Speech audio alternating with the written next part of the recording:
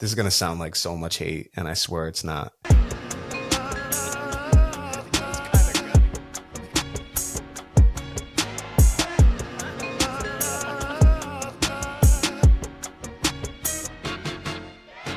Welcome to the Warner Brothers podcast. My name is Keenan, joined by my brother Kyle, joined by Timmy, who's been here every week, but we've got one more guy.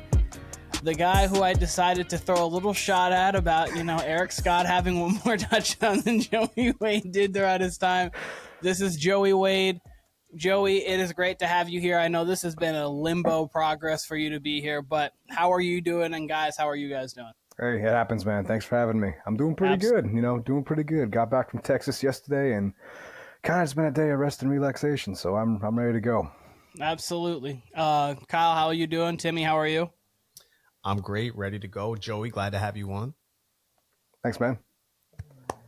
Doing well. Got back from work today, so I'm doing well. Oh yeah, glad you made it back. Glad you made it back. It's got back from work, rest and relaxation to talk about some football. Tim knows this. It's like fucking London, England outside. Like it's rained nonstop today. Like nonstop. It's not gonna stop. Really? Yeah. It is nonstop. crazy. It's like like you said, it's like London. It's dead poor rain here. We had a little bit of rain and snow outside today. I actually had to load up a treadmill for somebody in a car. They actually also wanted to make sure that all the pieces to the treadmill were in the box that was zip tied cut. So we had to cut it open the box. They had to look through the box to make sure everything was there before we put it in. So that was really cool. It was a really cool thing. They read a couple reviews online. Like, don't order track doesn't always have this with it. Sometimes we're missing pieces. So you just gotta. They really talk like that? No, I don't know why for like the last month that's been my mocking voice. That sounded like a voice off the cartoon Doug from the 90s. That's what it reminded me of. Sound like that really old dude from like The Simpsons. Like, what's his name? That fucking old geezer there. But anyways, yeah. I don't know. But speaking of The Simpsons, actually, because I had a Simpsons Monday Night Football fun game, Joey actually was at the Monday Night Football game, which was Bengals at Cowboys. It was a good game to watch. Obviously, Joey, if you can't see from the little background there, Cowboys fan, so he's used to dysfunctional losses. And got another one there for the books, one that only seems to happen to the Cowboys. Joey, how was the stadium and everything? Was that your first time there? And two, how was the game witnessing it live? Dude, well, start off another dysfunctional loss, just another Monday. Just another Monday for me. But dude, Monday. The stadium itself was immaculate. Like, I can't even really put into words just how awesome of a stadium that was. Mm-hmm. I know I've only been to two other NFL stadiums. I've been to Cincinnati and Kansas City. And really, none of those two pale in comparison to Dallas. It's just like the stadium itself is massive. It's like just think of how big you think it is and double that. Like it's the you have the regular football field there, and then the entire stadium is just like about 100 times its size. It's unnecessarily big, but. It's $1 billion playpen is like the exactly Jerry's $1 billion circus. And as for the game itself, go on. No, you're good. I was about to ask the game. It even though they lost, it didn't take away from the experience at all for me. In all honesty, it was it sucks they lost. I mean, my brother was happy, but at the same time too. It was great because you could see all the plays develop, everything that was off screen. Like you could watch CD run his routes or CD Jamar, and it was just so cool watching them like actually play a game. It was my first time going to Texas, first Cowboys game ever, and I'd do it all over again. Really, even with the same outcome, even with the exact same outcome. No, that's good. That game was fun. It was a first half that was the first half was solid. Second half was definitely better than the first half. There was some stuff going on there. Timmy, what was your thoughts on the game? Kyle, and I'll let you go before I chime in. I thought we had a pretty damn good game. Love seeing Jamar Chase just explode. I just really love it. That man is just unguardable, and it's great. Monday Night Football demon. Yeah, every time. He's prime time. He's gonna blow up. It's great. Love to see the Cowboys lose, so that was great. And then the punting situation confused me because I didn't understand it. And then as you think about it, I guess it makes sense. The ball crossed the line of scrimmage, therefore it's a live ball if the defense touches it. So it makes a lot of sense.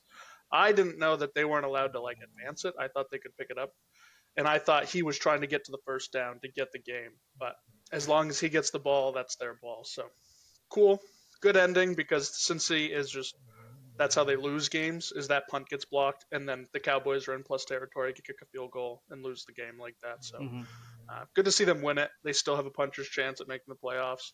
I think Dallas is officially out. They're not eliminated by any means, but I think now that kind of puts the nail in the coffin for them. Yeah, they're basically done.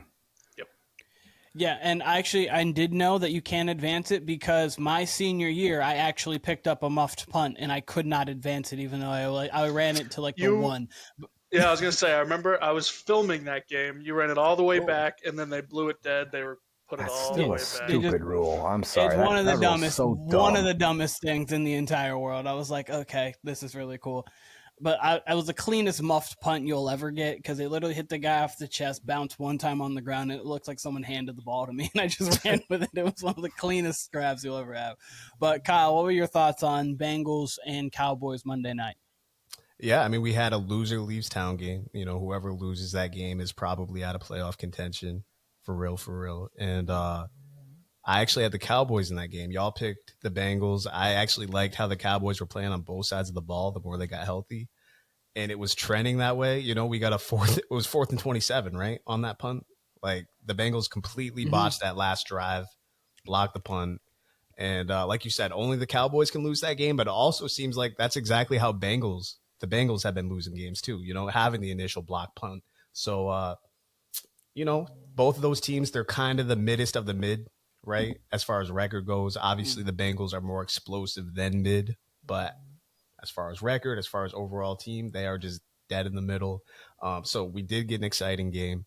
You mentioned Jamar Chase. I saw a stat earlier where he's the first receiver to get 10 receptions for 175 since Jamar Chase a few weeks back, right? I think it was week 10 maybe. And he was the first receiver to do that since Jamar Chase about 5 weeks before that. So he's done it 3 times this season. He's going off. He looks like wide receiver 1 this year. Yeah, Bengals have a puncher's chance. I don't necessarily think they'll get in, but it's going to be fun to watch them try. So good game overall. Cool game. And yeah, not much to say. I do want to just say, going into Monday Night Football, fantasy football, I'm down 60 points because Josh Allen decides he's got to go for 6 total touchdowns and Austin's team drops 153 points on me. I'm down 60. And I said, there's a chance. There's a chance that Jamar Chase and Chase Brown can get me 60. And they got me all the way within 6 points of winning that football game. It was watching it. It just kept giving me false hope. I just kept seeing play after play after play. I'm like, we're getting there. 147 points. Just came short. Oh man, that hurts. Yeah. Actually, I ended up making the playoffs in my league. So a few weeks back, I actually had to trade Jamar Chase away, and you're gonna say why? I had to do it because I wasn't going to be able to make the playoffs without trading Jamar Chase. I ended up getting David Montgomery and Mike Evans out of the deal, and because Jamar Chase was on a bye. And I needed every win that I could stack, or else I was not making the playoffs. So I was like, if I'm going to make it, he needs to go. I did that. I turned that around. I ended up getting Josh Jacobs, Trey McBride. That was another trade. So my team is fine now. But the team that I traded Jamar Chase to, the guy, his name is Chris, I played him. I was up 40. I had Burrow and Aubrey. He had Chase Brown and Jamar Chase. That last touchdown, he walked me down. He won by 2. And so I went from being what would have been the 4 seed, but because of my points and everything, I made the playoffs to 6 seed. I wouldn't have if I would have traded Jamar Chase. So if I wouldn't have been in the playoffs. I would have missed it by a game. So I had to do the trade, but it legitimately is in a situation now to where in the playoffs, I don't have the guy who can get you 50. Even though I got Jerry Jeudy. He can get you 40 because he can get you 40. But yeah. Fun game. Glad, and some game I need to go to, a stadium I want to go to. I want to obviously go to a lot more stadiums. Being at a football game, I got to watch the Bucks Rams a while back, a couple of years when Brady was there his last year, and watching it in stadium, regardless of where the seats are, it's actually just an experience to kind of see how things develop on the side and just little things that you obviously can't pick up on television because it's not what the screen is showing. But yeah. Does anyone have anything at all pressing on their mind? Actually, Timmy, you do. I'm going to let you go now because before we're going to move into just a different topic, a different style. So go. So I've been thinking about the Cincinnati Bengals specifically because, I was talking with Camden prior to the season. Yeah, you're going to hear my cat. He meows a lot. Anyways. Yes, Joe. You might hear my dog. He's snoring up a storm on the couch here. So, was talking to Camden, and I was like, the Bengals don't make any sense to me. They got all this talent, but they refuse to sign contracts, refuse to sign these guys to big deals. They got Burrow on a deal. Love it. They didn't get Jamar. And I just want to clap it up to the front office because guess what? That just cost them $20 million. I guarantee it. Whatever Jamar was asking for, 36, 37 million, it's 40 now. And it's a 5-year deal. So that's $20 million. Like, he has no reason not to get that now. He literally just said, all right, I'm going to go prove to you that I'm worth this money. And he is proving it right now. The man's going to get pretty damn close to 2,000 receiving yards this year, lead every stat. He's going to triple crown probably. He's going to be worth every dime that they pay him. But because they waited to pay him, it's costing them. Now, I was thinking about this, and I was thinking, they don't have a lot of guys on their roster that have big contracts. They got Burrow. He obviously has the big one. I know Sam Hubbard has a good one, I believe. Sam Hubbard has a good deal. Sorry, not Hubbard. Trey Hendrickson. I was thinking of Hubbard. Has a big deal. He's getting like $15 million a year. It turns out the Bengals, this defense that is terrible and has cost them game after game after game, is the 5th highest paid defense in the National Football League. It's $85 million, the highest. No, $95 million, number 6 on the league in spending, and they don't really have anything to show for it other than Hendrickson, who's leading the league in sacks. He looks great. But other than that, they don't have anything. And then you think, okay, maybe let's see where they rank on the defensive line. They're the number 1 team spending on defensive linemen. Other than Hendrickson, I couldn't have named a player for you that has been an impact player for them, but they're paying a lot of money at this defensive line for no reason.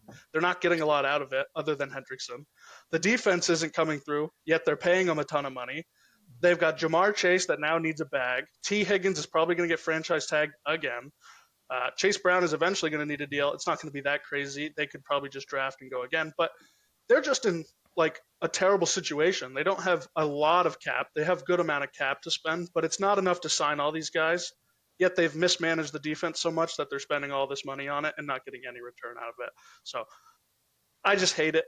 We're going to give them a round of applause for just sucking so much, losing $20 million on this. Hey, good for them. Tim, you said it. That's exactly why I brought up why they probably have to get rid of Lou Anarumo. You can't tell me there's another DC who can't get at least a little more out of this defense, right? There's defenses that certainly have less. I remember we were talking about the Bills on here before the season, talking about, oh, how are they really going to do it? Like, how are they actually going to get production out of this defense? They're unhealthy again. They got rid of some players. How are they going to do it? And they managed, right? They got, they don't have the most receiver depth. They got an okay running game, pretty good running game, especially when you include Josh Allen. And they managed. They got the most out of this defense they possibly could before Milano came back. And it seems like Cincinnati, I mentioned this a couple of weeks ago, Cincinnati did not come prepared, defense or otherwise, to compete in a division that's got the Browns, the Steelers, and the Ravens. Like we said, the Ravens defense hasn't been great, but we've at least seen them be able to participate in these physical games. They can bring it when they need to. Cincinnati hasn't had that at all. So that's got to fall on Big Lou to me. I think Zach Taylor will still be there, but as far as Lou Anarumo goes, that's why I think he's got to be the chip that's going to fall. He's got to be the one that kind of takes the blame for the season because that's a Super Bowl offense right there. Absolutely. And they're in a situation now where they need the Broncos to win this week and lose out. They need because the Colts have the tiebreakers over them. they'll have the tiebreaker over the Broncos if they win out because they'll beat the Broncos. So they're in a situation where they need the Broncos to win or lose out, or the Colts to win and then lose 2 other games, and they have like the Titans, the Jags, the Giants, and somebody else. So it's going to be extremely tough for the Bengals to get in. I mean, I'm hoping, because obviously we want to see Jamar Chase and Joe Burrow on the big stage, and if they're going to the playoffs, that means they're streaking, and that means that they're going to be playing very tough for anybody. We might get another Bills-Rams situation of 44-42 laser light show where Josh Allen's putting up 6 touchdowns and Burrow probably puts up 500 yards. That's the hope. But from that, I will move into kind of what I was going to do, a little segment here. It is what to do, and we're going to have this as a quarterback edition. So essentially, I'm going to be giving a quarterback a situation for a team, and what do you do with it? As a GM, what way would you go with this situation? And I'm going to start here actually with Joey. I'm going to have you start talking with this, but first quarterback I'm going with is Russell Wilson. And Russell Wilson's obviously an older quarterback. He's playing great this season. 65% completion percentage, 12 touchdowns to 3 picks, about 1,800 yards, 104 rating. They're 7-0 with him. I believe they've lost a game now since they've had him. Obviously, Justin Fields was 4-2, but they have been very good with him. Did they lose with Russell? I don't think they've lost with Russell yet, right? I think they might have lost one game. Yeah, they did lose. Oh, duh. They lost that random game to the Browns. I felt like it was a loss there. So sorry, 6-1. Russell Wilson, depending on where he obviously gets to, this playoff will depend on what you have for him. But going into next season, what do you do with Russell Wilson, Joey? Do you think you should re-sign him? Do you think you should move off of him, or is it really result dependent how far they get? I actually really do like seeing Russell Wilson in a Steelers uniform. I think Russ gives them the best chance to win over Justin Fields. And don't get me wrong, I was an advocate for having Fields stay with Chicago, but I think he's a great backup to have in case Russ goes down. And I think what Pittsburgh should do is keep building the team around Russ, because you have a great defense. And I think their biggest weakness right now is at wide receiver, because you have Pickens, but who do you have behind him? You have Van Jefferson, of course. I have their roster brought up right here, but you have Van Jefferson, Calvin Austin. You don't really have that next big boom guy behind Pickens. So if I'm Pittsburgh, I'm probably either signing another receiver in the offseason, or I'm picking up another receiver in the draft. Okay, Absolutely. Stay Russell Wilson. Timmy, what are your thoughts? I would definitely like to get Russ on like a 2-year deal. I think you can get 2 more good seasons out of Russ. And I think 2 years, if you're able to keep Fields, is enough for him to mentor him to be that next quarterback that takes the reins. If it isn't, you got 2 years to find a quarterback in the draft or whatever. Totally agree with what Joey just said. They need a little bit of depth at wide receiver. The Steelers, phenomenal wide receiver drafting team. Antonio Brown, Chase Claypool had a 1,400-yard season with them. Juju. Now they got Pickens. Before that, exactly, Mike Wallace, all the way back to Hines right Ward. right when Give me some Tomlin Martavius started. Bryant They love. just started. They've gotten great wide receivers. Almost every single wide receiver they have that is great is a diva, and he's just like a crazy football player. But they work out. Tomlin can just handle them. So they'll find another wide receiver in this draft or the next draft, whatever it is. That doesn't even remind me who got traded to the Ravens just barely from they were Steelers. Deontay Johnson. Now he's looking like he's crazy, not going into football games when they need him the most, all that stuff. It just goes to show that they're great at drafting wide receivers and getting them, to play really well for them while they're on the Steelers. But then as soon as they leave, they suck. They're crazy. So 2-year deal for Russ. Let him mentor Fields. Let him take the reins after 2 years. Get your wide receiver help in the draft. Keep going. Yeah, Deontay might have early onset CTE. We might have to check on that, but yeah, these two said it right.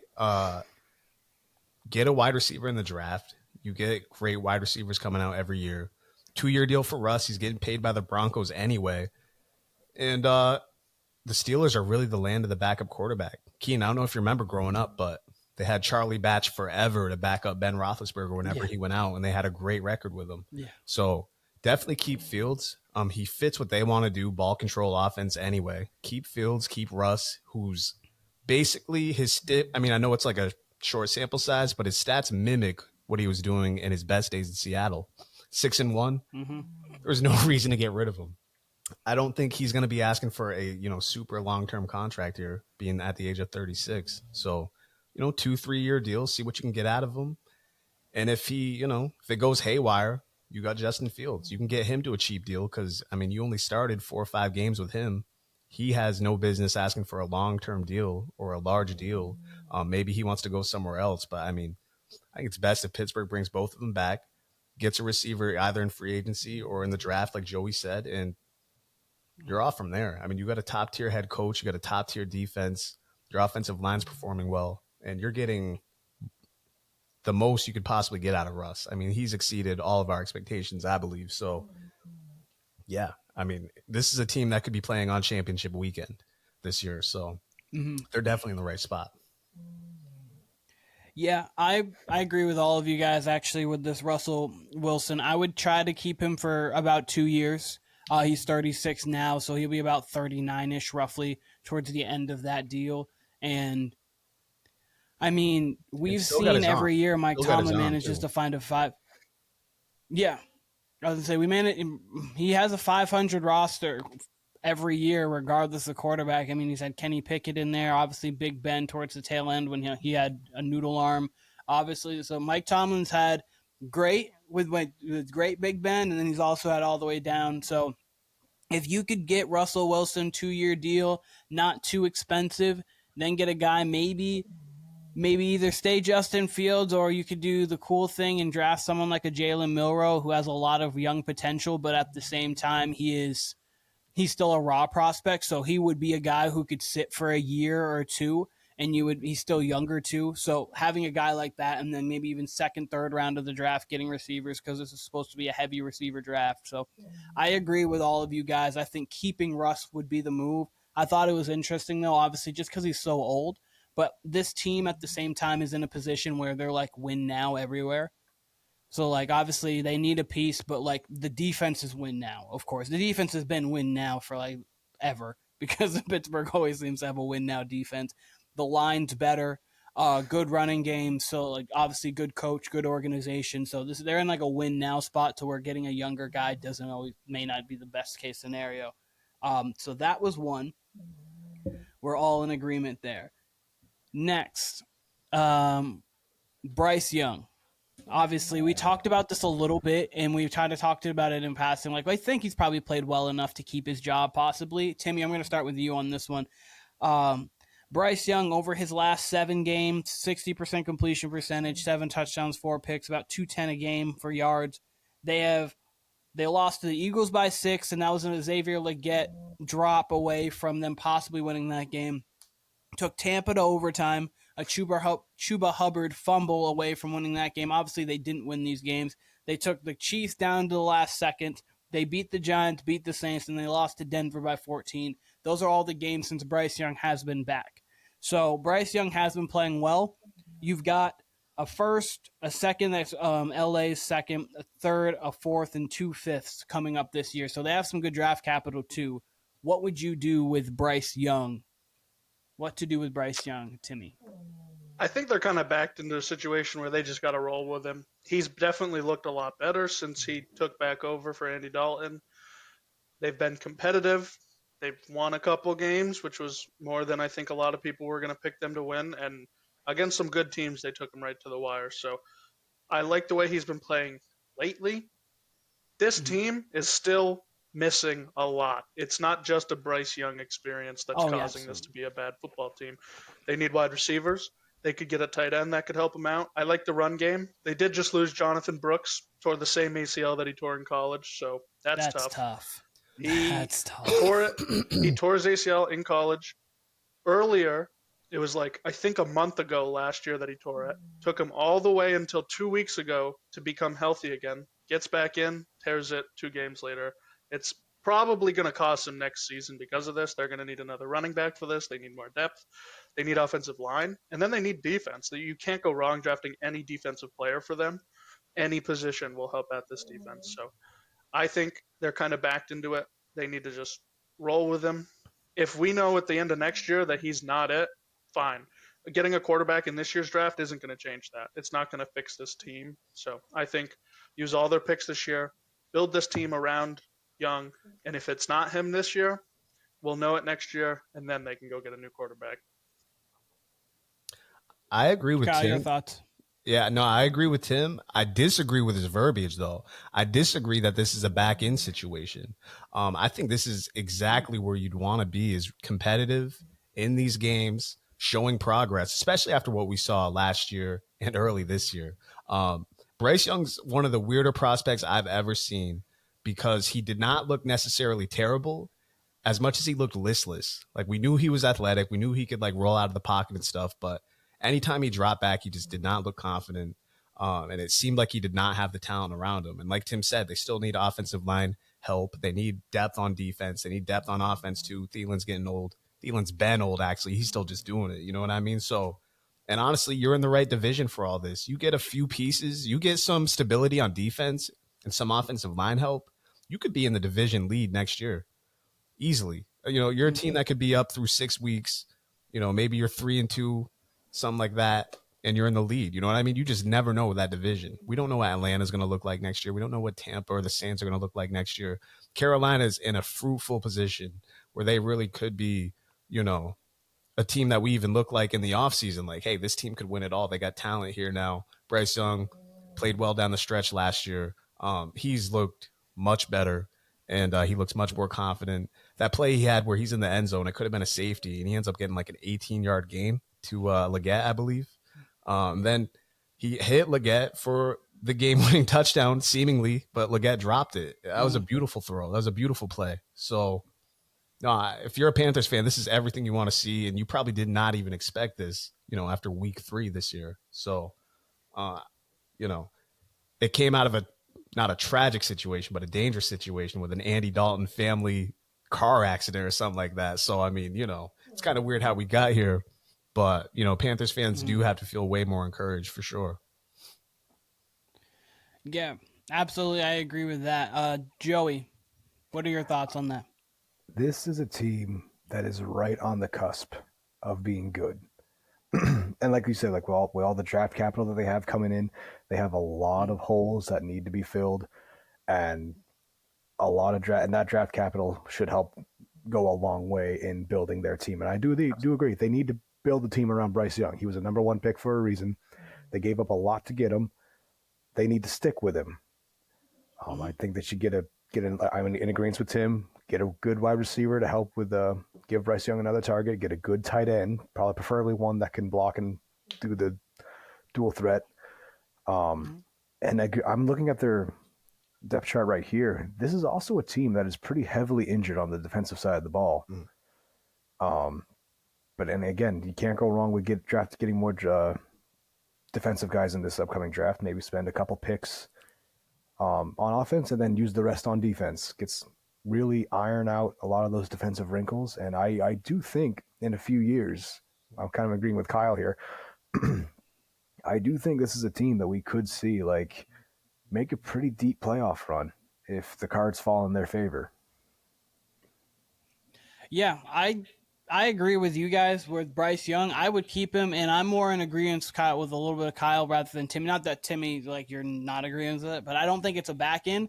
And the reason why I don't think it's a back end is because this is the first year Bryce Young's had a coach for more than 9 NFL weeks.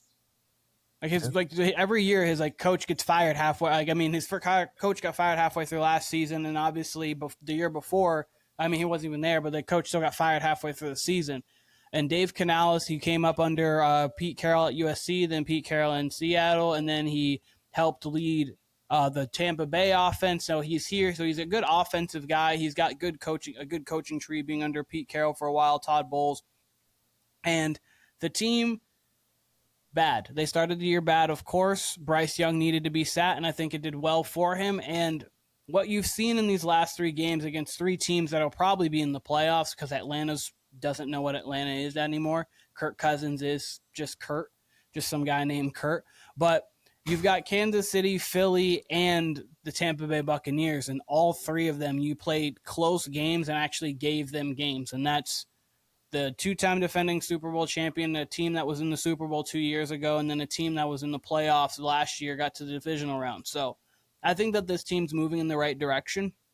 You're going to have a top pick. You're going to have multiple picks. You can get better in the offseason in free agency. You can get better in the offseason in the draft, whether it is going maybe edge first round and later on, whatever you decide to go with. I do definitely think you need to get Bryce in number one, maybe try for T. Higgins or whatever you can for, depending if he's franchised or not. But I like where Bryce is, and I think he has a lot of potential still there in Carolina. He hasn't gotten the best fair shake yet. So I think if we can give Trevor Lawrence a little mulligan for his Urban Meyer year, we can give Bryce Young a little bit of a mulligan for his inept Panthers year. So I like him. He has next year to prove himself. Go on, Kyle. I want to give props to Dave Canales because, I mean, they look like a legit team. You know what I mean? They don't look like a dumb young team, right? I always make the comparison. Dable, his first year, like the Giants had no talent on that team, but they at least look professional.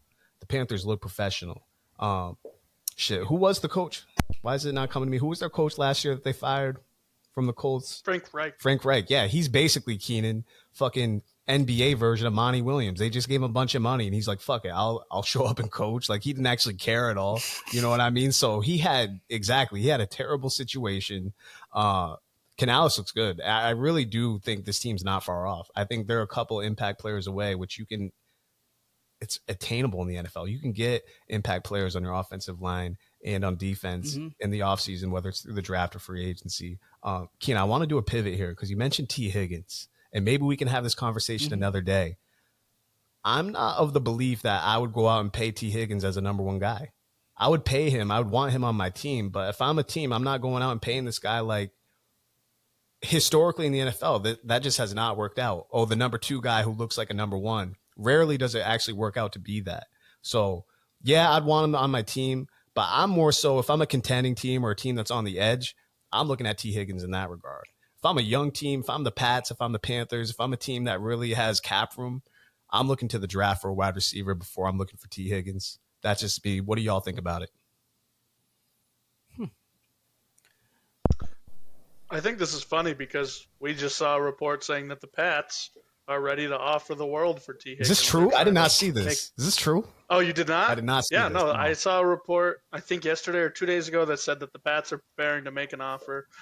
We saw the Pats go hard for Ayuk. They said they offered him $30+ million, and Ayuk turned it down to stay in San Fran at 30.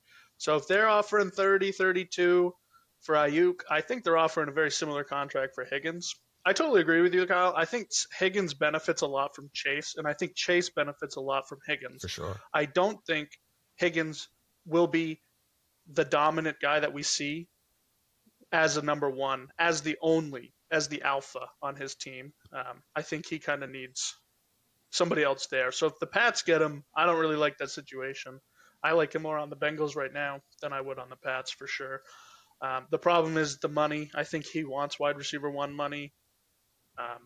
We've seen Jamar Chase get hurt. We saw him have that hip injury, 2 years ago, and Higgins did not really step up the way you wanted him to if he was going to be that alpha. So I don't think he's necessarily worth $32 million, but the franchise tag alone is like 22, so he's worth more than a franchise tag probably. Sure. But it's probably in that $27 million range to stay as a wide receiver too. A similar contract to what Devonta Smith got, 3 years, 70-something million. I could see that. I like him more if a perfect. Let's say if Godwin's out all next year, I like him on a team like the Bucks, a team like that, sure. But on an up and coming team, or maybe even the Giants with Neighbors already there, sure. Then T. Higgins makes sense there. But as the sole, I'm the number one talented guy on this team, I'm not sure how I feel about that. I'll quickly go before I let you go, Timmy. I almost said Jimmy. Joey, because I wanted to provide hybrid. Jimmy and Joey. I'm insane right now. I am insane right now. But Joey, yes, Kyle, as you were saying, I think he's going to get wide receiver one money, but I do like him more in a situation to where he can be what Jalen Waddle is, what he is on the Bengals, what Devontae Smith is with AJ Brown. That's another team that's weirdly in turmoil-ish a little bit because they just don't know how to shut up. But like, if he was to go to like the Commanders next year, him and Terry McLaurin, I think that could be kind of like nasty. Obviously, like deadly. that. Yeah, that would just be another piece to add alongside that. If he went to Arizona and it was him and Marvin Harrison next year, I think that would be another thing that would be incredibly dangerous there. Obviously, just I'm looking just at teams right now. We mentioned Pittsburgh. If obviously you subtract from one division team to add to another, if you had George Pickens and T. Higgins, that would be another thing that would be great to see. But like having him alone, hey, it's New England. As Timmy said, they're going all in for him. Yeah, they said all in, and there's the number one priority in free agency. And it's okay. So we've got Jalen Polk, Demario Douglas, Hunter Henry, T. Higgins. It's cool. Drake May's happy, but like it's Give cool. me a new OC. But it's not. Give me a living. You know, they need someone not in the Belichick tree at OC. They need to go find like some random 36-year-old. This Van Pelt like, dude, MIT. he ain't even in Belichick's tree. He's just a fucking bum. Like I don't like Van Pelt at all. He's the most predictable play caller. Like you know when it's going to be a run. His play actions are pretty predictable too. I don't know if that's more so Drake May and how he is crafty with his play actions, but I do not like this OC at all. We could definitely be getting more out of this offense. It's not highly talented, but yeah. And I do like your call out of the Steelers, Keenan. That would be a great, I mean, we talked about them getting talent. That would, that'd be a blow to Cincinnati, and that'd be great for the Steelers or the Browns if they were to be in the T. Higgins mix. So. Mm-hmm. Joey, what did you think? What do you think that would be? Is T. Higgins a true number one for you? I do think he's a true number one, but I'm kind of in agreement with what you guys are saying.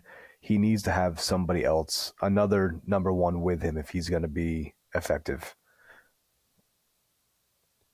Yeah, it's weird because like I could see him on a different. Like, I don't think he could do a DeAndre Hopkins kind of thing where like it doesn't matter the quarterback, it doesn't matter the situation. I'm getting 100. I'm getting 1,500. Or like in getting just like 8 touchdowns plus. Like I don't think he could be that kind of guy, but I do think he could be a very good number 2 alongside someone else, or even like a 1A, 1B. But he would need a guy who is. That's exactly I think he's probably the best number 2 in the league. He's too good to be a number 2. He's probably the best number 2 wide receiver in the league right now. Yeah, his effectiveness really comes from like whether he's lined up with Jamar or CD or AJ Brown or one of those guys. That's where his effectiveness is going to be, because teams are going to double team those guys, and that'll leave T. Higgins open. I can't speak today. One-on-one, he's nasty. You're not doing you're not doing anything with him one-on-one. It's then just like it's the 2. But as Kyle, I think as you were saying, like really a 1A, 1B kind of thing where he might not have to have Amon-Ra, but he does, as I was saying, possibly George Pickens, Terry McLaurin, someone like that. He needs someone that's going to take the attention away from him. He seems too good to be a number 2, but maybe not explosive enough to be a number 1. And then as we've seen this year, not healthy either. And I think, last year he had injury issues as well. So, yeah. Before I move on to the next quarterback that I want to talk about, I really quickly wanted to say, to your point, Kyle, of how they actually look like, how the Panthers look like a professional team this year. When they lost that game, Adam Thielen was irate. The team looked visibly upset that they lost a game, like they lost on 4th down and they weren't able to convert.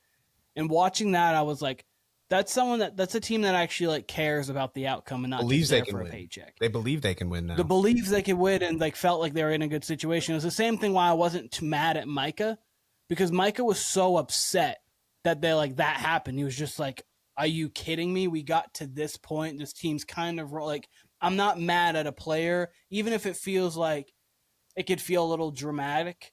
I'm not mad at it because you want to win that much to where like your emotions are going to spill over. It's not like he went off and was pushing people and being like immature about it. He was just like clearly just distraught on the bench. And then the second the game like was really over, he just left the field and was like, I'm just upset. I'm fine with that. So I thought that was another good sign from Micah. It's not like he was going around shoving cameramen out of the way. Like, he just, yeah, exactly. Like, no, you guys know me. I'm a Cowboys fan. I love Micah to death. I can't blame him for that reaction. How can you? Like, how would you react? And that's why I don't really blame Oduwariye for, like, because there was a picture of him with a towel over his head walking into the locker room. Like, how can you blame him? Really? It's tough to blame him. I mean, I remember being very upset because we had no timeouts. We said it in the huddle. We had no timeouts. Playing basketball, this is an AAU, and I had the ball with about 6 seconds left. We are down 2 easily. I'm sorry. I'm putting this back to myself, and I understand I have no comparison to NFL athletes, but I just am thinking of myself and how upset I was when we called a timeout to lose an AAU basketball game because I cared that much. And I was like, guys, why are we calling a timeout when we clearly didn't have one? I was also on a fast break and easily could have scored. Let me be clear. Let me be clear, because y'all have heard me talk about how I coach Keenan. This coach was not me. It was not me who called the timeout in winning position there. So no, we literally talked in the huddle. It was 30 seconds left. We were down. Actually, we were down 1. No timeouts. None. Not a whole time. No timeouts. I forgot about that. I forgot about that. Y'all had no timeouts. We know there's no timeouts in a Chris Webber situation. I get the rebound. I'm literally 6 seconds left on the clock. I have the ball at like the other half court, but no one's in front of me. I'm in a full sprint. Like I'm literally, I caught it and I'm going to run. I can at worst get a wide open pull up 3. I can at best get a layup for the win. We call time. Like coach is like, and they get 2 shots in the ball, and I'm like, you've got to be kidding me, guys. You've got to be kidding me. 1, I wouldn't have called a timeout if we had 7. 2, don't call when we didn't have one. We talked about this in the huddle. What do we do? I was so upset, and I could only imagine Micah in a real NFL game at a much higher level, and him being a much better athlete that I could dream of being. Sounds like Keenan has true PTSD from this timeout situation. No, I know it's one of the things that upsets me most about my young basketball AAU career. I'm not gonna lie to you. This timeout, I had a chance to hit a game winner. Instead, we call a timeout and lose by 4. Ridiculous. Anyways, let's move on to another thing that's ridiculous, which is the way Kirk Cousins has been playing over this last 4 weeks. It's been awful. This guy's been awful. It looks washed. 267 yards per game over the last 4. That's pretty cute. 0 touchdowns, 8 picks, 63 rating. 60 rating, not completion percentage, but rating. This guy's played horrendous. What do you do with Kirk Cousins? And this is a 2-parter. Kyle, I'm going to have you start because I had Joey and Timmy start. What do you do with Kirk Cousins? And do you think you could trade and get something for him? Maybe, depending on the team, but just bench him. Just bench him. Put Penix in. We've seen enough here. It's been a full month of Cousins just doing nothing. Like you just said, 0 touchdowns, 8 picks. What we say last week? 2015 Peyton Manning. Like he's got the noodle arm. We've seen enough. Bench him. That's a good quality backup. Like if Penix were to get injured, as you know, we know he's got the history of, he can get injured. Then you got Kirk Cousins back there. Maybe that revives his arm a little bit. I don't know. But you do have something to salvage here. You still technically could win the division, make the playoffs. Man, I mean, if Cousins, this would be me. They're obviously going to start him this week. If he looked terrible in the first half, sidebar, that is the weird part about this Keenan. He does seem to be moving the ball from red zone to red zone. Like he can get the ball inside the 20, then it just seems to go all haywire. You know what I mean? So if I will say this, he did have on the injury report a few weeks back, I think before their bye, he did have some sort of shoulder injury. So maybe that's something to do with it. Maybe it's not just him becoming washed on the fly. But even if that's the case, Penix looks like he could be, he's more advanced than your average quarterback, your average rookie quarterback, I should say. He is older. I think he would be okay in the pocket. They've got weapons. I think that offense would function just fine. And then maybe you got a Justin Fields, Russell Wilson situation. Maybe you just got two quarterbacks you can kind of play off of if one gets injured. And, you know, if I'm the Falcons, I'm hoping that's the case, is it really was that shoulder injury from a few weeks back and not just, you know, all of a sudden, you know, as they say, fall off a cliff, right? So if that's the case, then maybe you do have two quarterbacks there. Then maybe you can play the slow game with Penix. But if I'm really trying to make it and he's hurt at all, just put Penix in. Joey, what do you think? You know, I think the easy answer is what Kyle with. I'm in agreement with Kyle. Put Penix in. I mean, let's just see what he can do. But I think it'd be interesting if they traded him to Cleveland. Send him over to Cleveland for like a second or a third. Cleveland keeps their first round pick. They could use it on a nice receiver. They already have the foundations of a pretty good offense on their team. I like the idea of Kirk in a Browns jersey. That's just me trying to make things interesting here. But again, the Browns, they're really missing a big play receiver and a quarterback play. I mean, Jameis just throws it. He doesn't care. He just chucks it. Someone will catch it. Whether it's Jerry Jeudy or fucking somebody else on the other team. Literally, Jerry David Jeudy or Njoku, Micah Parsons. Doesn't matter. Kevin Stefanski doesn't matter. He's gonna throw it to him. It doesn't make a difference. He could be throwing it to the crowd like he does not care. Oh, you're part of the dog pound. I'll get you in the game. Don't you worry.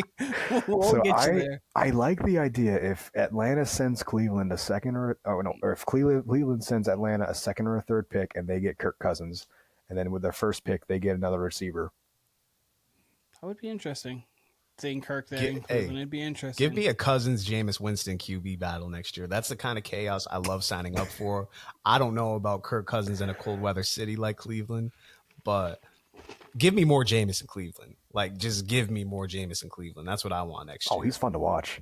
Absolutely. I love watching Jameis Winston just chuck it out there. 100%. Timmy, you? I don't know about you guys, but I'm pretty sure Deshaun Watson is still a Cleveland Brown, and his contract is massive. With one less they would Achilles, have another contract. I forgot about him. Yeah, they would have like $500 million worth of contracts for their quarterbacks. Two useless QBs. So I really doubt that they would go for that. No, that's fair. I forgot about Deshaun. I think it's good that we forget about Deshaun. I don't Probably a think good thing, need, yeah. We need to really remember Deshaun. He didn't do much. Back to the Kirk.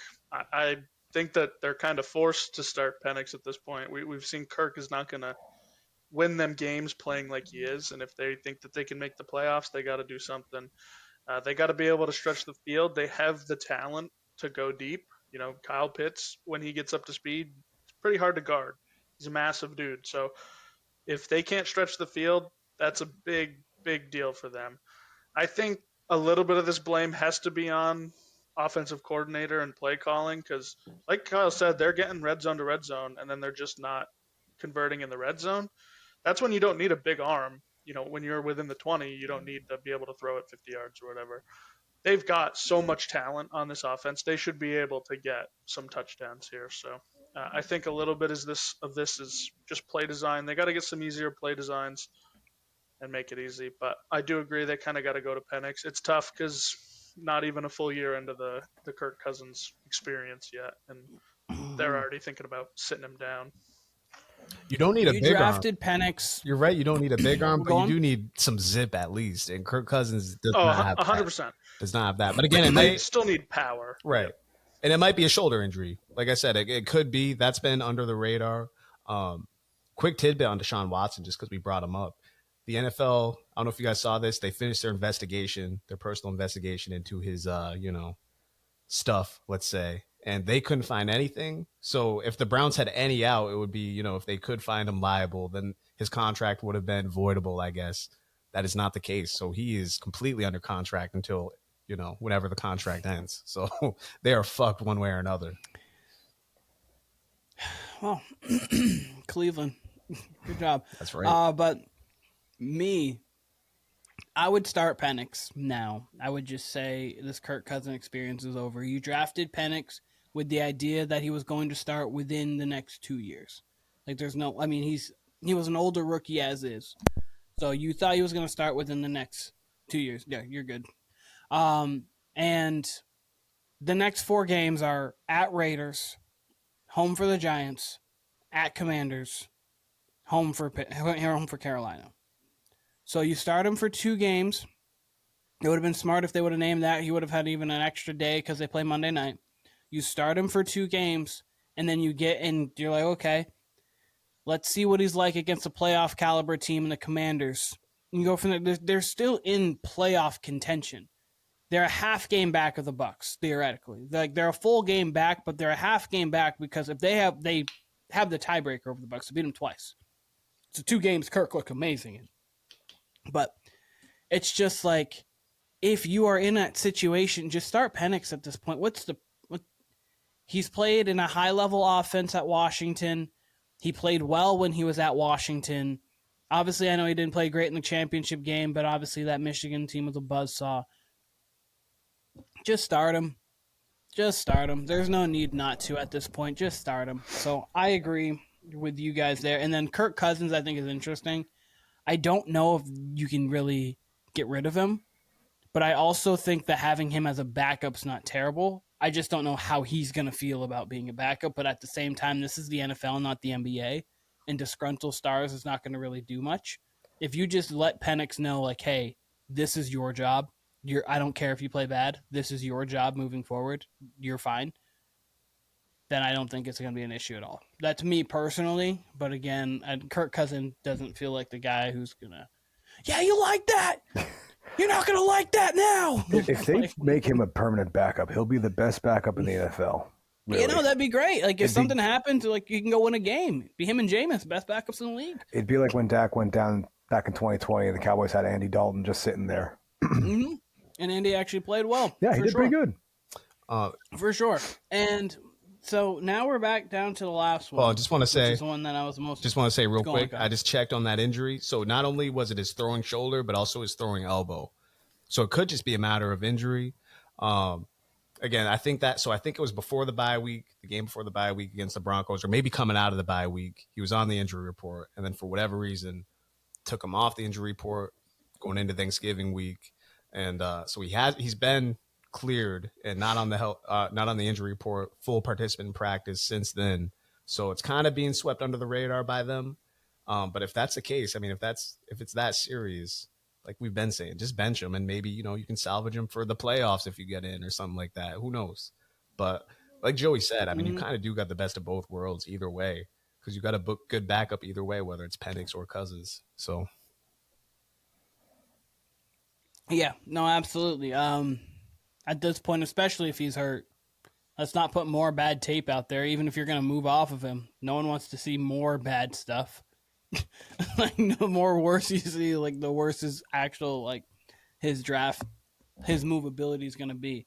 But just real quick before we move on. No, you're good. Just kind of going back to what about trading Kirk to Cleveland. What if instead, same deal, second and third for Kirk Cousins.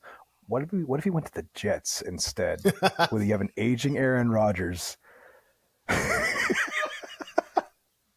What if they just trade Rodgers? What if they just trade Rodgers for Kirk? Trade Rodgers for Kirk. Trade Achilles. Trade Achilles for Achilles. Together they'll have one full Achilles. Exactly. Put him in, like, have him do, like, the sack or, like, the 3-legged race. I hope it's not the same Achilles. Like, I hope one was the left and one was the right, because if they did a 3-legged race, it'd be great. I cannot wait to see. I'll just throw that out there. That's kind of funny to think about, but I can't wait to see what happens with Rodgers this offseason. The Jets in general, but especially Rodgers. And by the way, he's got a Netflix documentary coming out. I think if it's not this week, I think it's next week. I'm hoping it involves actual footage of him on an ayahuasca trip. That would make my year. I wouldn't even need to watch the Super Bowl, to be honest with you. That would be quite enough for me if I saw Aaron Rodgers tripping on ayahuasca. That would be great. So, man, do you think these COVID doctors know what they're talking about? Like, are you sure? That was one of his big things was that he was. You guys remember when they had the vaccine mandate for NFL players, and he was like, "Yeah, I'm immunized." Yeah, not vaccinated. Just it was immunized. I started taking some medication that I think is good enough. Like what? What the hell are you talking about? He literally, like, he was like he felt like he was a medical professional. He's one of those guys. Him and Kyrie in the same room would be insane. Like, that room would be so insane. Oh God, I'm glad sabbatical Kyrie is not here anymore. But all right, then any more random comments before I move on to this last guy we talk about here? One thing with the Falcons, Kyle Pitts, man, it's starting to look worse and worse as the years go on. They picked up his 5th-year deal, and then now they have to play him for another year. What could have been? Jamar Chase could have been a Falcon. He was the next pick in that draft. They could have had CD. He was a later pick in that, I believe, that same draft or the next year. Like, that is just looking. No, it was that year because I think CD and Jamar were in the same draft class. I believe so. If not, like, they could have had such a better team, man. If they didn't pick Kyle Pitts. I can't believe I'm going to do this. I'm actually going to defend Kyle Pitts here. Marcus Mariota, Desmond Ridder, a.k.a. the Riddler. And then he actually looked good for like a month stretch here when Cousins looked good, right? So he kind of corresponds with not only a good quarterback, but especially how good Kirk looks. So, maybe if Penix is in there or maybe if Cousins is healthy, maybe we get a better Kyle Pitts because he finally was living up to some sort of expectations for, again, it was like a 4 to 6 week stretch in the middle of the season. But yeah, he's definitely been quiet ever since the bye week for sure. But I just want to defend him, at least with his quarterbacks, at least. He has not been blessed with good quarterback play. Oh, no. I just looked it up. CD was 2020, Jamar was 2021. And I'm gonna look it up. So I want to talk about this draft real quick. So your first pick's Trevor Lawrence. Jury's still out. We don't know. Could be good. Could be really good. Could be I think his floor is Just he's like a solid guy. Zach Wilson 2, Trey Lance 3, Kyle Pitts 4. Haven't worked out. 5, Jamar Chase. 6, Jalen Waddle. 7, Penei Sewell. 8, J.C. Horn. 9, Patrick Surtain. 10, Devontae Smith. 11, Justin Fields. 12, Micah Parsons. 13, Rashawn Slater. Take away Fields. Any one of those players makes the Falcons a better team than Kyle Pitts does. And then you go down later. I mean, obviously, we obviously are looking back, but there's Clayton Durashaw in this first round, Greg Newsome in the second. You've got Najee Harris was also here as well. Vera Tucker was here as well. So this is actually a good class. It's actually a real good first round class. ETN was later in that draft too, but. Man, that's a run. Chase, Waddle, Sewell, Horn, Surtain, Smith, Fields, Parsons, Slater. That's a shout out Justin Fields for being in that whole slate. Other than that, that's a really good slate of people. If Fields is the worst player in that run, you're not doing bad. You're not terrible. No, and everyone else in that run's really good or great. Or transcendent, because there's 3 transcendent players there, and Chase, Parsons, and I'll say no, not transcendent yet. Penei Sewell's great though. I would say Surtain is transcendent. Surtain actually, no, you're right. 3 transcendents, 3.5. Because I'm giving Sewell a half because he is insane. The way he can actually pull as a tackle. You could make an argument that Sewell could have been number 1 in that draft. So I wouldn't be mad at you saying. Oh, absolutely. I wouldn't be mad at transcendent. He was projected to be the Bengals pick at 5, and then. Obviously, they had a different idea. Then they went Chase, and then we went Chase, and I was like, "Why aren't they going Penei Sewell?" And then you saw that for game 1. You're like, "Okay, that's fine." You're right, you got it. Burrow said Chase. If he just throws it early and throws it really deep, they don't need offensive linemen. You're right. If we just don't throw it within under 3 seconds and just throw it sky high, he'll come down with it somewhere. Can't get sacked if you get the ball out quick enough. Alrighty, I'm moving on to this last quarterback real quick. And last but not least, and this is the most intriguing one out of all of them to me, it's Sam Darnold. So, 68% completion percentage, 3,300 yards, 28 touchdowns, 10 interceptions. He is 27. He's actually a couple months younger. He's actually a month younger than I am. So, He's in that same mold as Baker and Geno Smith. Exactly, kind of your first stop doesn't work out as much. Baker a little different because he did have some highs and lows in Cleveland, but Geno especially didn't work out. You go to your next team. Geno, when he signed, it was a 3-year deal for $75 million when he was with the Seahawks. 3-year, $100 million deal with Tampa. What do you do with Sam Darnold? And I actually wrote down all three of their stats together. They're interesting because they are really close. But what do you do with Sam Darnold? You drafted J.J. McCarthy in the first round. Joey, I'm going to let you go first on this one. You know, I think Sam Darnold has finally found his team. I think he's finally found a place where he can go and where he can be successful. I think you hold on to him. Sign him to maybe a 1 or 2 year deal. See if McCarthy plays out to how he was hyped up to be. And if he doesn't, start Sam Darnold and you got your guy. I think he gives Minnesota a damn good chance to win. And who wouldn't be able to win with the team around him right now? I think you hold on to him, really. Timmy, you. I believe that the Minnesota Vikings will franchise tag Sam Darnold. They'll keep him for 1 more year. If he is good and if he's bounced back, we'll see it next year. And then I think he earns a contract somewhere else. J.J. McCarthy, he had that meniscus injury. November 13th, he had a little setback. They found something. He had to have surgery. So it's probably longer than he might not be ready for the start of the season. That could be a potential. So I think they roll with Darnold. And if he does it again, then he earns a contract. I don't think it's going to be with Minnesota. I think another team's going to take a shot on him. I think Darnold kind of needs to be in Minnesota. He needs to be on a team like this that has a coach like this. You know, he has to have an offensive mind. Maybe he goes to Los Angeles and he's ready to take over for Matt Stafford in a year or two. Something like that. He needs to have a coach. He can't go to Tampa Bay. Obviously, he won't with Baker there, but he can't go to a defensive coach and still work out. I don't think he needs to have structure just like he has here. Yeah. Kyle, how about you? Yeah, no, exactly what Tim and Joey said, especially if it's on a team-friendly deal. You know, there's reports, I mean, people like insiders around the league believe like he could command real money on the market this year. And if that's the case, you might have to say so long.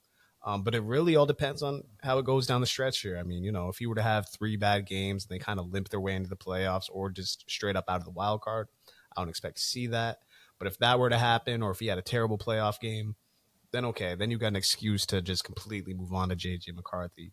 But, man, if he gets you to the divisional round, and let's just say they lose on weekend 2, win in the wild card weekend, get to the divisional round, and let's say he plays well enough, but they kind of lose, you know, by a touchdown, 3 points, something like that, why wouldn't you bring him back, right?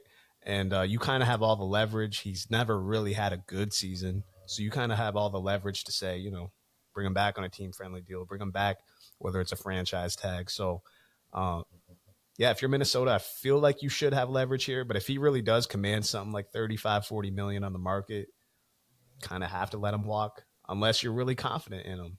But exactly like Tim said, if you're with an offensive-friendly coach who has real weapons on your roster, that's where you want someone like Sam Darnold or someone who's had turnover deficiencies in the past or prone to turnovers, something like that.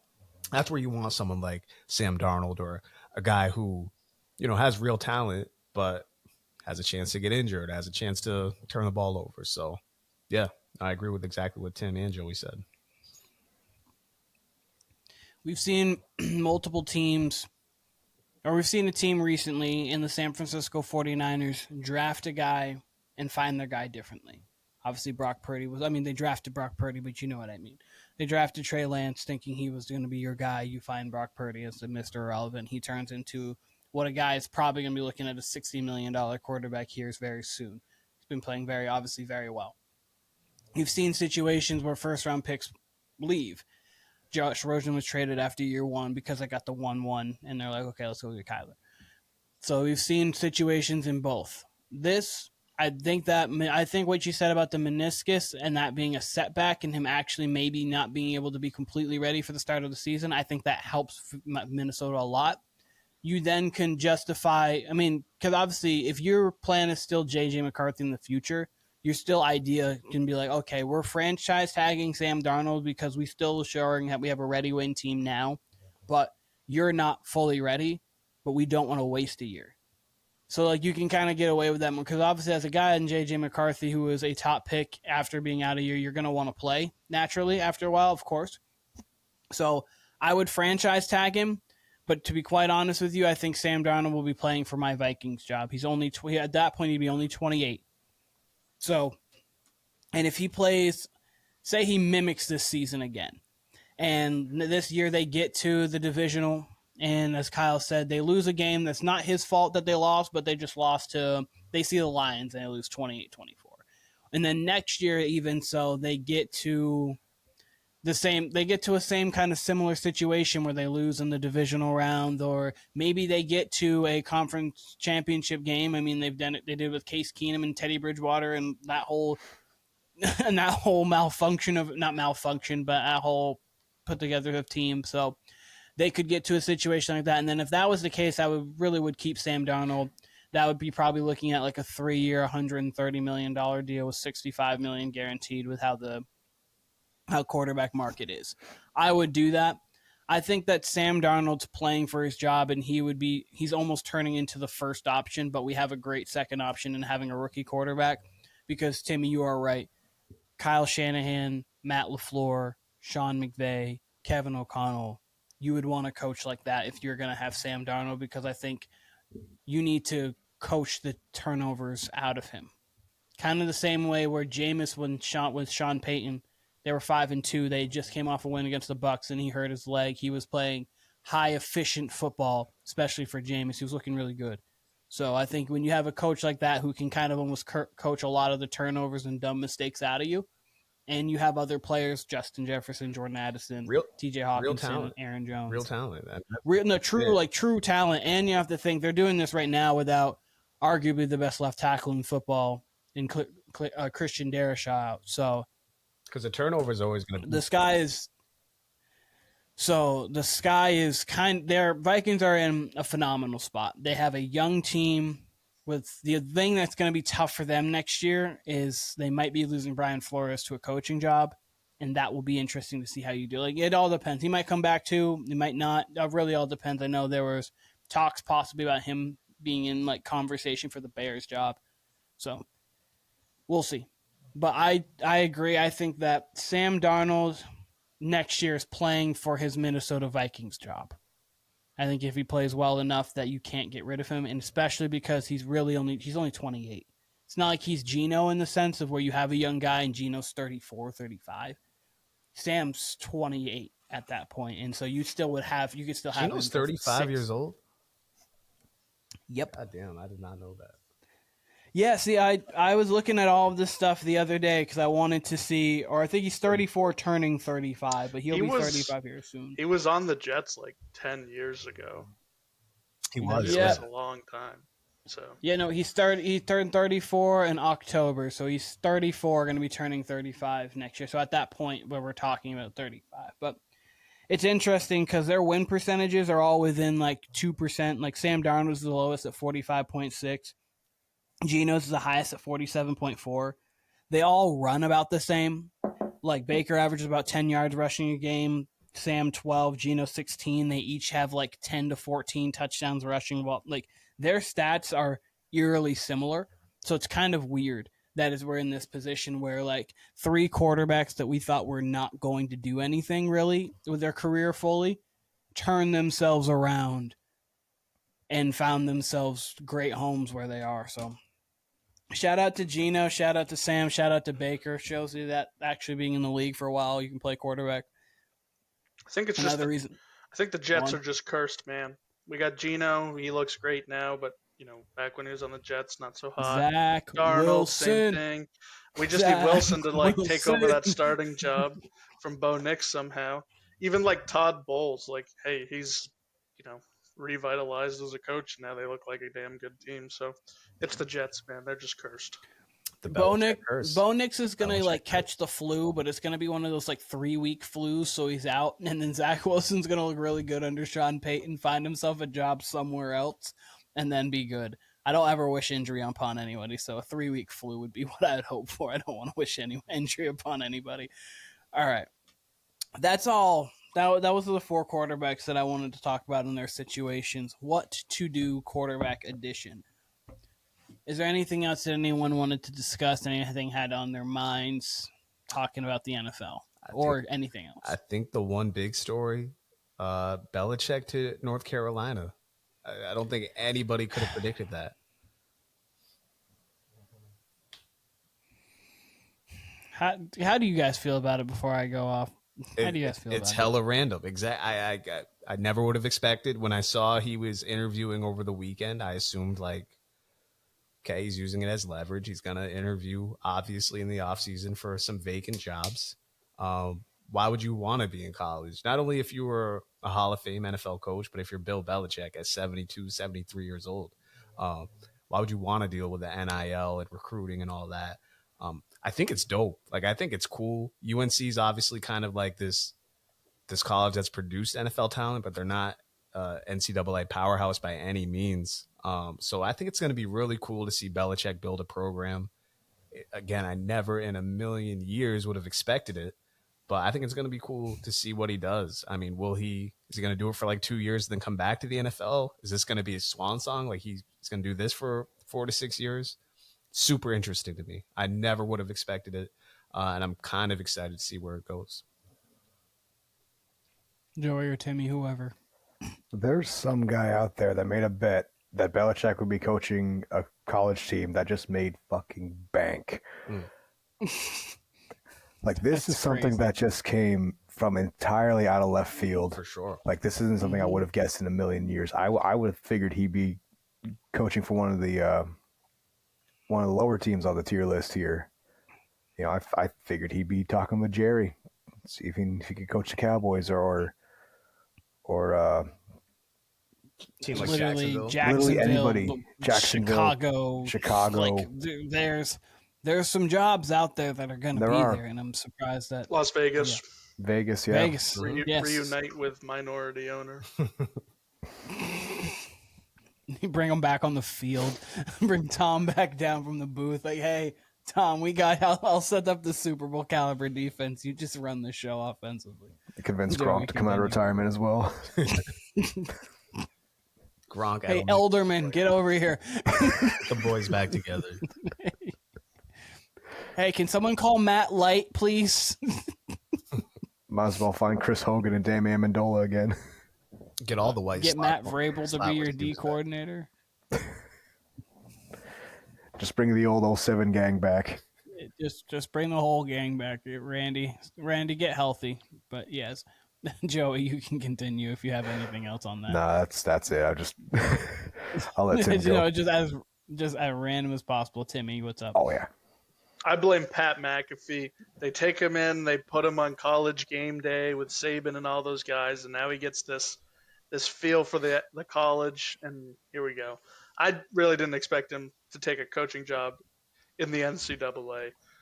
I kind of thought he was over, young immatureness. I thought he'd be more suited for the NFL than he would be for NCAA. But hey, NCAA, can we place a bet right now on North Carolina winning the ACC this year and making a playoff bid?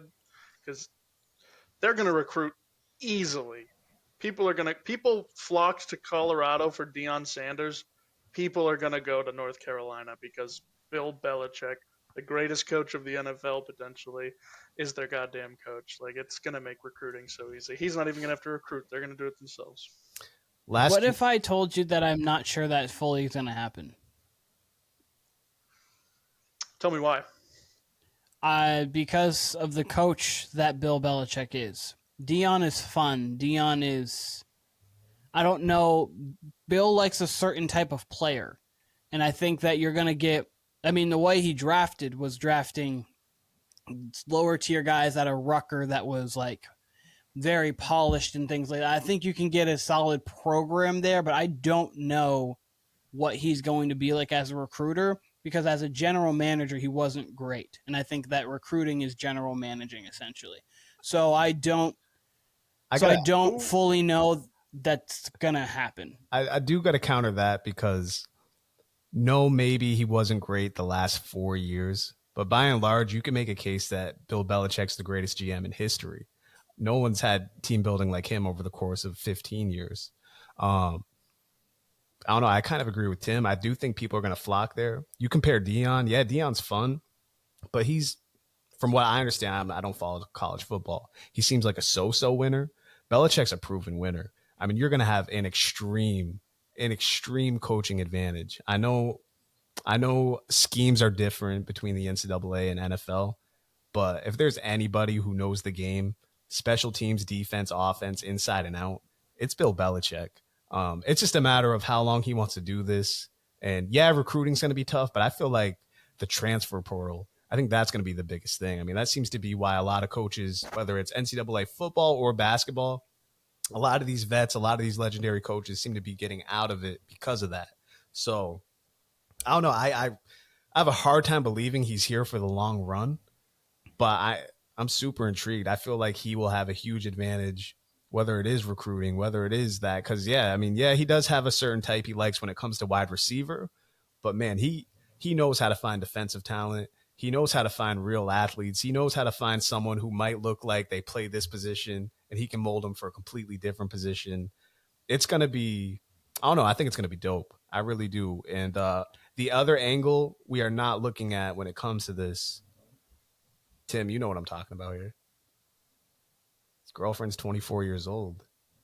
I was about to say, like, oh, he's dealing with immaturity there. Absolutely. He might just be looking at other prospects here. He might not be looking at prospects on the field. He might be looking at prospects on the field. Maybe in a warm weather state.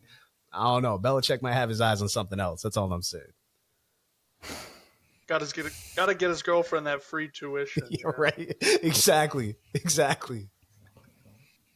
No, I truly don't know how this is gonna go at North Carolina. Like the transfer portal, yeah, like that's probably gonna be where they're gonna need to get their players. I really don't know how recruiting's gonna go. It's going to be interesting because obviously we know, like, defensive talent. I think he's going to be able to find and build defenses there. It's also, in college, offense very much matters. He drafted Gronk and Hernandez. What? He drafted Gronk and Hernandez and Tom Brady. No, I understand, but like I know he has made very good draft picks. Absolutely. I'm not trying to make it sound like he doesn't know football. He's the greatest coach, the NFL coach of all time, obviously.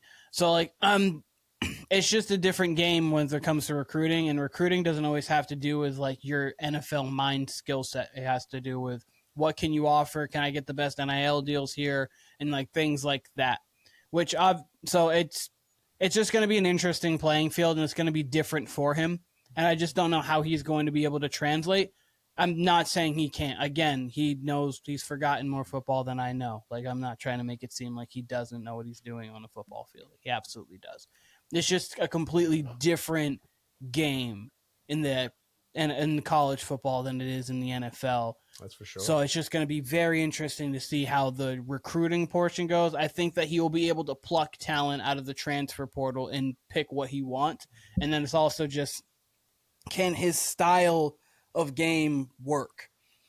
Because, I mean, it's very tough. I mean, you have teams like Iowa that are going to be, and I say Iowa because they are a very strong defensive team, and they try to get you into 13-10 bouts and those ones. And so you're going to find that, but I just don't know when he goes to, say he gets to a playoff and has to go see a Georgia, will he be able to recruit the players that can go put up 30 against Georgia? I don't know. That's the thing, though. That's you kind of made the case for Belichick. The difference between the NCAA and the NFL, he's going to have literally the whole country to recruit from. And what Belichick looks for above anything is versatility. So he's going to look. This might be like the craziest looking team we've ever seen as far as positional versatility. I don't know. I think he wants power, and he wants to build a team. Like, that was the whole thing in the NFL. I think you could get an insanely talented and just obscure roster from him when it comes to the NCAA. Just having literally all 50 states to choose from, plus there's no telling what Belichick could pull from as far as talent goes. We'll see. We'll definitely see. I don't think it's impossible. I think it's a little skeptical. I'm a little skeptical on it more than you guys are. Timmy, you can go. Keenan, who would you rather play for, Bill Belichick or Deion Sanders? What am I playing? I mean, that just depends on what my motive is. Winning. Your motive If I want to is, go to the, I mean, I think most people's motive when they get recruited to play Division I football is to make the NFL. if it's making money, making my name and a brand, it'd be Dion. If it's learning the game, it would be Bill. So it depends on what my motive is, truly. I kind of think Because the opposite. I think North Carolina is going to have a much bigger NIL pool than Colorado with Dion. I really do. I think North Carolina, they've got. I feel like they've got a lot more money, and they've got a lot that more Michael that they're willing Jordan to set money. aside. They got Michael Jordan money. They got all the NCAA basketball money that they're making. Like they've. I think from a money standpoint, North Carolina is way out ahead. It's not like Bill Belichick's not going to bring a list of endowments, or he's not going to bring it. He's going to bring in people that are willing to donate specifically for NIL. So I think Belichick is going to be way more successful, especially playing in the ACC than Dion is. That's a good point. It's tough because, I mean, Dion's been pretty successful thus far. Like, he's taken 1 year. 1 year. He hasn't coached for that. He hasn't coached for many. Yeah, but that first year was terrible. I think North Carolina could be a one-loss team this year. They play in the ACC. They could win a lot of games this year, right now. They better have a cupcake schedule. A one-loss team to start off. They're going to have some cupcakes, though, automatically. Just being in the ACC. At that point, he's got I mean, just as far, you're going to have such a coaching advantage. I mean, who's actually going to out-coach Belichick as long as he's got, reasonable talent? There's a lot of great coaches in college. Like, there's a lot of great coaches. No, for sure. There's great coaches, but it's Bill Belichick. You know what I mean? Like, there's great coaches, but there's a reason why people can't. There's only a select few that can really go from college to the NFL.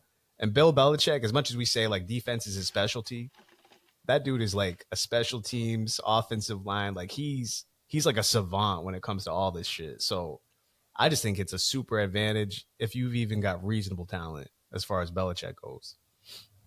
I think it's a similar advantage to when Harbaugh was at Michigan. I think it's going to be just like that. Whereas I don't necessarily see that with Michigan's a different kind of program. They play in a tougher conference. Don't get me wrong. That's but I'm just saying, like but Michigan is Michigan. Like that is a blue blood program compared to North Carolina. Like if this was basketball, I don't know. I honestly don't know if I would consider Michigan a blue blood. They've had success recently. It's a blue blood. It's for sure. It's a blue blood. That's a school that's a major coaching job if you wanted it. But that's a job that if Bill Belichick was like, hey, I want to coach at Michigan, get rid of your coach, I feel like Michigan would be like, all right, peace. I don't know who their coach is right now, but I don't know. That's like I think it's just going to be really interesting. It's truly going to be interesting, and I'm very interested to see it because I think there's going to be a lot there, and I think you guys very much could be right in the sense of, he is just such a football savant that like the things that I'm concerned about, he just gets by them, and they're not actually a concern for him. Or it could happen, and there are a little bit more hurdles because of the different kind of scheduling. There's still class schedules. There's still other schedules around the college game that you don't have in the NFL game. But again, he is friends with Nick Saban. Nick Saban did it at a semi-high level, I guess. So I think he could probably has a thing or two he could learn from a guy who obviously ran college football in the early 2010s. So, I mean, there is it can go either way. Again, he is a phenomenal coach. I don't want to make it sound like he's not. I just think there's other things than the coaching that could also get in his way to being instantly successful in college. And I just think it's a different style of game. But definitely is. Maybe he's just so good that I could be. I don't think it's going to go poorly, but I do look at it as like, what if, and this guy's a little bit older, but what if he gave up on the Spurs and he went to coach like a mid-major? right? He'd probably be okay, but our worries would be, what you're saying, recruiting and all that. That's where Pop would be fucked. But if we're just talking on the court product, on the field product, coaching's coaching at the end of the day. Oh, yeah, that's the thing. I don't think it's ever going to be a scheme problem. I think it's going to be a personnel problem if it's ever something with him. I never think it's going to be like, oh, he's not going to be able to get his players to listen to him. It's more so, can he get the players there that are good enough to go against these other ones? Because, like, again, you're right, Tim, too. The ACC isn't great. So, like, I mean, he'll see Syracuse, he'll see these other teams, and, like, we'll see where he, like, stacks up there in the ACC and everything. But obviously, if he's going to be there, we know Bill Belichick, he wants to be a winner. And so, like, then now we've got to think about, obviously, build a program there, get to people, and then we'll worry about it later on, too. But, like, there's a lot of really good teams in college football. There's just a lot of really good teams. There are a lot of really good coaches. And so it'll be really interesting to see. It's just going to be really hard to think of, like, Belichick being able to walk into Tuscaloosa and just say, yeah, we're going to go get a dub. I just don't know if he has the players for it. It's not that he won't be able to coach. I just don't know if he has the players for it. But hey, never know. He'll get the players. He doesn't even need the players. He'll make the players. Whatever players he's got, he'll make them. They'll play just how he wants them. That's true. That's true. You're right, but, like, it's different when you're coaching a 32-year-old with a family and kids, and they know this is maybe their last stop, than a 19-year-old who just got to college fresh there and still wanting to party, and then obviously still having to balance work, school, balance, and things like that. That's the only reason why. That's the only difference there. And so that's why talent matters so much, but you need to build a culture with that talent, because sometimes you're just being talented. Ohio State hasn't seen championships in a while since Zeke, Will Elliott, and they have had more talent than almost every other team, honestly, when it comes to just, like, surefire talent, and they've up there. So you never know. If he can balance that, sky's the limit. I like that, though. I like it. That was fun. Anyone else have any other comments, questions, concerns, anything that's on their mind? I'm glad, Kyle, you brought that up, because that was fun. Because I'm actually interested that we got to talk about that. Just like a quick thing. I remember a few days ago I told you I had a story about the whole Eric Scott swiping a touchdown back in high school.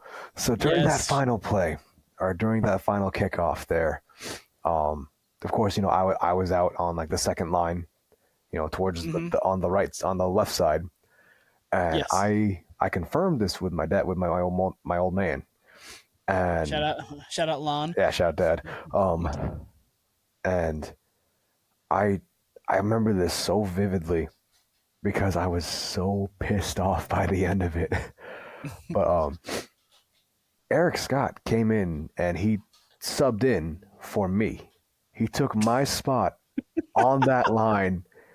The same, that exact same kickoff where, we're thinking, okay, they're just going to kick it away. Like, we're already beating them. This is the first time they scored all game, and we're beating them 49-7. So we figured, kick it away. There's no way that they're going to try and, they're not going to try and get this. It's fine. They kick it right to where I just was, and Eric Scott runs it in for a touchdown. I just kind of threw my hands up, like, okay. So that could have been your touchdown. That could have been my touchdown. Which, don't get me wrong, I'm glad Eric got it. I'm glad he got a chance to show out. And shout out Eric. I'm not salty at all. Oh no, totally not. No, you're not. This is a decade ago, and he's still. I'm chalking. We were in high school a decade ago as seniors. That's insane. I know, man. Oh my god. I'm chalking it up as just divine intervention. I was not meant to score a touchdown in my life. Chalking it up as that. But I literally, I asked. Your catches were fights. Yes, they were. I had to fight for them, and I did. You had to fight for every catch you had. And I talked to Coach afterwards. God rest his soul. But I asked him why he subbed me in for that play, and he said that he wanted to get Eric some time, which makes sense, of course. But because his dad was also in the stands too. Yeah, my dad's on the sideline. That's hilarious. Oh my god, no, That's That the is so- story. That's just kind of. That is so funny. I'm glad you got subbed out for the one time you probably would have a chance to kind of go score 6. We Oh, we might that's need funny. a series What of a fun team. traumatic high school sporting events or something like that, or just high school sporting memories in general. By the sounds after this podcast, we've got a few high school stories out here between the AAU and Oh, dude, we got a bunch. I'm not gonna lie to you, Kyle. Our team could have a 30 for 30, Doc. I'm not kidding. Dude, We had hand, foot, and imagine. mouth. We had to stop. We had to cancel the game because of hand, foot, and mouth. We could have a 30 for 30 document, Doc, and it'd actually be kind of interesting. Our team was a very interesting team. Do we want to talk about the Barrel Bowl? Because that game, man. That game was fun. We had a lot of. That was the game Go where on. you almost took that punt back for a touchdown Yeah, that got that called was- back. That was that game. It was the game. We had a fine team. We had a fine team. We had an interesting fine team. A fine 2-7 team. Yeah, we had a fine 2-7 team that could have been that could have been better. But you know what? It happens. It's okay. We did break a 3-year losing streak, though. We I think did. 3 or 4 year losing streak. We So did. like we're okay. Yeah, no, Kyle. It was bad. It was dark. Holy shit. It got dark at North. I almost said North Carolina. I'm thinking too much about Bill Belichick. Alrighty. Well, Joey, I appreciate you coming on. As I know it's been long overdue. I appreciate you bearing with me mostly, and Kyle obviously, but bearing with me mostly. Timmy, of course, as always, joining us here. Kyle, I guess you're my brother or something like that. I guess we've been doing this for a It's a while. legend. We've been almost doing this for 5. Been doing it for like 5 plus. This is 5+ insane. years, almost But- 6 years. Almost 6 5 years. years? Yeah, we Damn, started in man. April of 2019 was like the first time we really ever did anything, and then we re-upped back in March we of re-upped 2020. back March 12th, 2020, because that was the day the NBA shut down.